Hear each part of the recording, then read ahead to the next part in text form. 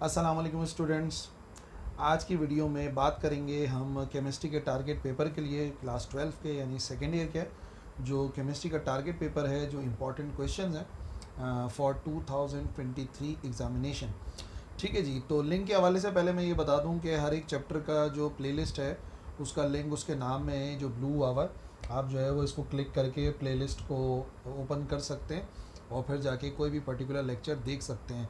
ठीक है। अरेंजमेंट मैंने इस तरीके से की है क्वेश्चंस की, पहले वो समझ लो कि मुख्तलिफ़ क्वेश्चन जो जिनकी मैं चाह रहा हूँ कि प्रैक्टिस हो, उनकी डिफरेंट वैल्यूज़ दी हुई हैं, इक्वेशंस अलग से दी हुई हैं, साइंटिफिक रीज़न अलग से दिए हैं, जो कि 2023 में बहुत ज़्यादा चांसेस हैं पेपर में आने के।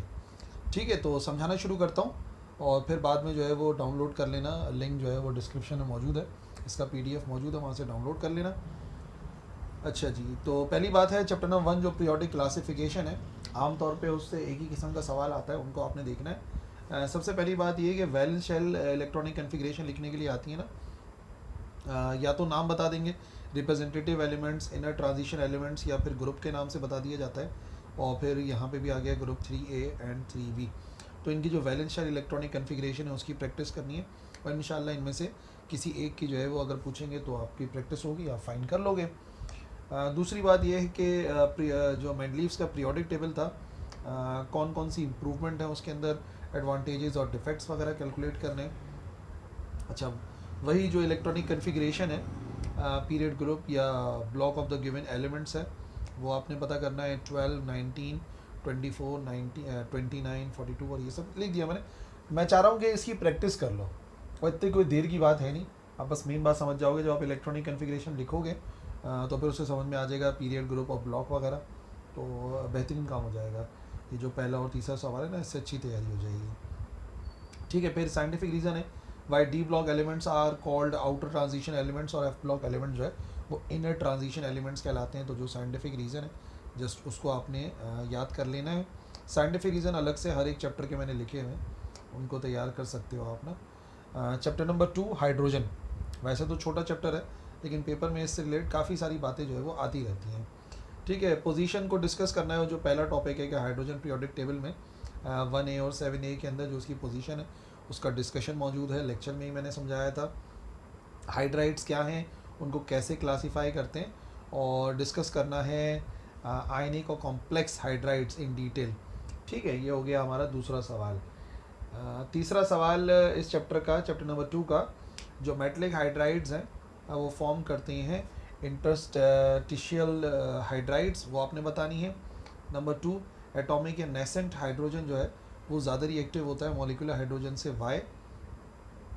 Alkali alkaline earth metals hydrides हैं, उनको सॉल्ट हाइड्राइड्स कहते हैं, तो क्यों कहते हैं। और बाकी इक्वेशंस की प्रैक्टिस करनी है। देखो, complete and balance the following chemical equations.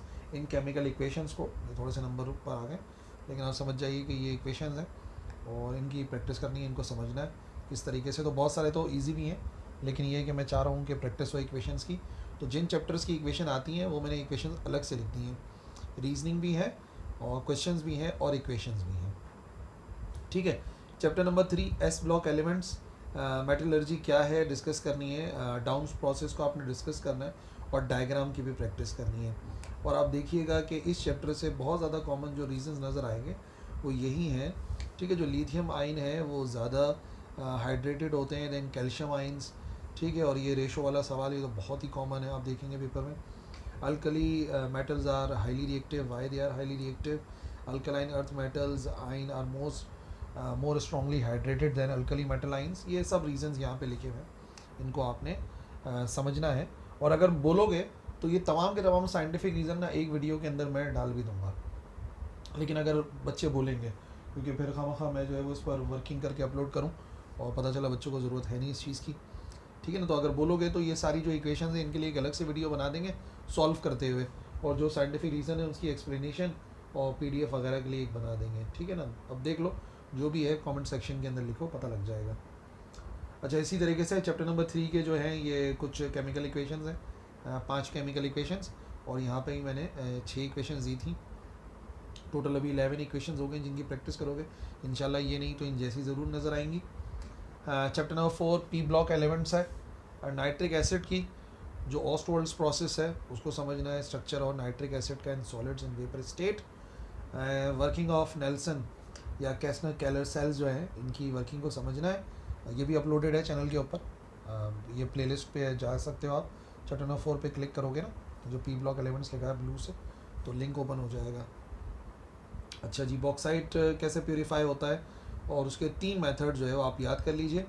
अच्छा, इस चैप्टर से केमिकल फार्मूले वाले सवाल ज़रा ज़्यादा होते हैं, तो देखिए सारे के सारे एलिमेंट्स लिखे हुए, इन सब के जो है ना आप नोट करके रख लो कि क्या क्या इसके केमिकल फार्मूले हैं। इन्हीं में से केमिकल फार्मूले आते हैं ज़्यादा ना, कभी जो है वो चैप्टर नंबर 4 से पूछ लेते हैं, कभी चैप्टर नंबर 5 से पूछ लेते हैं, ऐसे ही चलता है। ठीक है जी, तो अभी आप ये देखो कि यहाँ पर सवाल आ रहा है ये इक्वेशंस का, complete and balance following chemical equations. In chemical equations को कंप्लीट करना है। ये आ गए हमारे पास 5 इक्वेशंस, इनकी प्रैक्टिस हो जाएगी। टोटल ये 25-30 इक्वेशंस हो जाएंगी ना, अच्छी तैयारी हो जाएगी। अच्छा, यहाँ से 2 ही साइंटिफिक रीजन आते हैं। आयनाइजेशन पोटेंशियल डिक्रीज होता है top to bottom in a group, और इलेक्ट्रोपॉजिटिविटी इंक्रीज होती है top to bottom in a group. तो ये साइंटिफिक रीज़न बिल्कुल देख लेना इसके अंदर। चैप्टर नंबर 5 इसके लेक्चर्स अपलोडेड नहीं है, बहरहाल कहीं से ही पढ़ सकते हो। और यहाँ से जो क्वेश्चन आता है ज़्यादातर IUPAC नेमिंग का आता है। ये कॉम्प्लेक्स कंपाउंड्स हैं, ठीक है, 7 कॉम्प्लेक्स कंपाउंड रखे हैं। प्रैक्टिस करोगे इनकी तो वैसे ही समझ में आ जाएगा क्या तरीक़ेकार है IUPAC नेमिंग का इन कंपाउंड्स की, तो इंशाल्लाह क्लियर हो जाएगी बात। प्रिपरेशन है, प्रॉपर्टीज़ हैं कॉपर सल्फेट की, पोटेशियम क्रोमेट की। अच्छा, कंडीशंस देनी है जो कि फेवर करती हैं रस्टिंग ऑफ आयरन, और कैसे हम क्रोजन से बच सकते हैं। और यहाँ से रखे हैं 4 scientific reasons. Transition elements complex compound बनाते हैं, ट्रांजिशन एलिमेंट्स गुड कैटलिस्ट हैं, ट्रांजिशन एलिमेंट्स कलर्ड कंपाउंड है, और most of the transition elements are paramagnet. ठीक है ना, तो ये 4 रीज़न है चैप्टर नंबर 5 से। इंशाल्लाह तैयारी करो, इनकी बहुत अच्छे से तैयारी हो जाएगी, और IUPAC नेमिंग की अच्छे से तैयारी कर लेना। Chapter number 6 introduction to organic chemistry. ठीक है जी, आसान सा चैप्टर है, और देखिएगा ज़्यादातर IUPAC नेमिंग की प्रैक्टिस इससे करनी है आपने। नेचुरल रिसोर्सेज ये इतना इंपॉर्टेंट नहीं है, लेकिन बहरहाल ये सवाल है जो कि मैंने रखा है टारगेट पेपर के अंदर। नेचुरल रिसोर्सेज ऑर्गेनिक कंपाउंड्स की कोल को डिटेल में डिस्कस कर लो, आइसोमेरिज्म को और उसकी एग्जांपल्स को, और इसी तरीके से शॉर्ट नोट पॉलीमराइजेशन पर। बाकी IUPAC नेमिंग अब मैं क्या बताऊँ, उसकी तो जितनी तैयारी करोगे उतनी अच्छी तैयारी होगी। लेकिन कुछ यहाँ पे लिख दिए हैं, 4 मैंने लिखे हैं, ये नहीं तो इन जैसे ही सही प्रैक्टिस करनी है आपने IUPAC नेमिंग की। ये कह के मत शुरू हो जाना कि जो है ना ये बिल्कुल सेम नहीं आई, अलग से आ गई। अरे भाई, मैं IUPAC नेमिंग की प्रैक्टिस के लिए 4 इक्वेशंस कह रहा हूँ, तो इन जैसी इक्वेशन ही आ जाएगी ना, जाहिर सी बात है, आपने बस यहाँ पर प्रैक्टिस करनी है। अच्छा, स्ट्रक्चर्स भी हो सकते हैं, तो इनके स्ट्रक्चर्स ड्रॉ करोगे इंशाल्लाह बात समझ में आ जाएगी किस तरीके से स्ट्रक्चर्स ड्रॉ होते हैं। उसके बाद बारी आती है chapter number 7 chemistry of hydrocarbons, जिसमें सबसे पहले मॉलिक्यूलर ऑर्बिटल थ्योरी जो है बेंजीन की, इथाइन की, इथेन की, तीनों को डिस्कस कर लो। ठीक है ना, सिमिलैरिटी देख लेना। अच्छा, क्यों बेंजीन जो है वो इलेक्ट्रोफिलिक सब्स्टिट्यूशन रिएक्शन करता है, स्टेप वाइज मैकेनिज्म बताने हैं, नाइट्रेशन ऑफ बेंजीन, सल्फोनेशन और फ्रीडल क्राफ्ट रिएक्शन जो है। अच्छा, डिस्टिंग्विश करना है इन पेयर्स के दरमियान में सिंपल केमिकल टेस्ट से, वो केमिकल टेस्ट आपको मिल जाएंगे, अल्केन, अल्कीन, बेंजीन, टोलिन, और अल्केन और अल्काइल हैलाइड। ठीक है जी, और फिर कैसे प्रिपरेशन है, प्रिपरेशन का सवाल बड़ा कॉमन है इस चैप्टर का। बेंजीन कैसे प्रिपेयर करते हैं फिनॉल से, रेड सॉलिड कैसे इथाइन से, बेंजीन इथेन से कैसे बनता है। तो प्रिपरेशन ऑफ बेंजीन का जो टॉपिक है ना, लेक्चर में मिल जाएगा, प्लेलिस्ट में मिल जाएगा, उससे समझना है आपने। फिर बारी आती है हमारे चैप्टर नंबर 8 की, और इसके मोस्ट इंपॉर्टेंट क्वेश्चन SN1 और SN2 रिएक्शन जो है उनकी एग्जाम्पल्स के साथ देखना है। ऑर्गेनोमेटेलिक कंपाउंड जो है ग्रिग्नार्ड रिएजेंट कैसे बनता है, और फिर आप ग्रिग्नार्ड रिएजेंट से कैसे प्रोड्यूस कर सकते हैं, जो केमिकल प्रॉपर्टीज़ थी ग्रिग्नार्ड रिएजेंट्स की, acetic acid, ethane, isopropyl alcohol. ठीक है, क्लासीफाई करना है अल्काइल हैलाइड्स को, प्राइमरी, सेकेंडरी, टर्शरी। एग्जाम्पल्स मौजूद हैं, बुक में ही मौजूद हैं, लेक्चर में ही मौजूद हैं। अच्छा जी, outline the structure of each of the following compounds. Structure 2 chapter के अंदर दिया हुआ है, एक उसमें दिया हुआ है, एक इसमें दे दिया मैंने ना चैप्टर नंबर 8 में। उसके बाद बारी आती है chapter number 9 carbon compound with oxygen containing functional group. तो यहाँ पर सबसे ज़्यादा जो आता है प्राइमरी, सेकेंडरी, टर्शरी एल्कोहल्स आते हैं। ठीक है, और structure and name of 1st degree, 2nd degree and 3 degree alcohol of molecular formula कोई सा भी हो सकता है, लेकिन इसकी प्रैक्टिस कर लेना मुझे लगता है ये इंपॉर्टेंट है। अच्छा, कैसे आप फ़र्क करेंगे एल्डिहाइड में और कीटोन में, जो छोटा सा डिफरेंस है वो समझना है। हाउ विल यू ऑब्टेन, जो प्रिपरेशन है, एसिड एल्डिहाइड कैसे बनेगा इथाइल अल्कोहल से, एसीटोन कैसे बनेगा एसिटिक एसिड से, और फिर फर्मेंटेशन का एक बड़ा ही अहम topic, how ethanol can be prepared from molasses bye fermentation. Important topic है, प्लेलिस्ट में देख लेना, इंशाल्लाह समझ में आ जाएगा। अच्छा जी, ये 2 आसान चैप्टर्स हैं और कुछ टॉपिक्स रखे हैं short note type. Chapter number 10 chemistry of life, carbohydrates क्या हैं, क्या क्लासिफिकेशन थी, बायोलॉजिकल क्या इंपॉर्टेंस है, एंजाइम्स और उनकी क्लासिफिकेशन मौजूद है, उसकी तैयारी करनी है, अमाइनो एसिड्स। और फिर यहाँ पर आ जाएगा chapter number 11 chemical industries in Pakistan. Short note देख लेना, फर्टिलाइजर्स पे detergent, glass, plastics and paints, ये लिख दिए मैंने। आ सकता है कुछ नहीं तो एमसीक्यूज़ में इनसे रिलेटेड कोई बात पूछी जा सकती है अगर आप शॉर्ट नोट की तैयारी कर लोगे ना।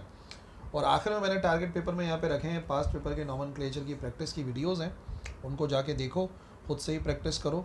और पास्ट पेपर की अगर आप प्रैक्टिस कर लोगे अच्छी नॉमेनक्लेचर वाली, ऑर्गेनिक इनऑर्गेनिक दोनों की, तो इंशाल्लाह बड़ी अच्छी तैयारी हो जाएगी।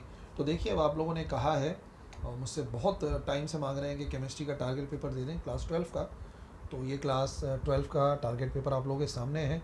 बस अब अच्छी सी तैयारी शुरू कर दीजिए और जो भी परेशानी है उसे लिखें कमेंट सेक्शन में, मैं रिप्लाई करूँगा। ऑल द बेस्ट, अल्लाह हाफ़िज़।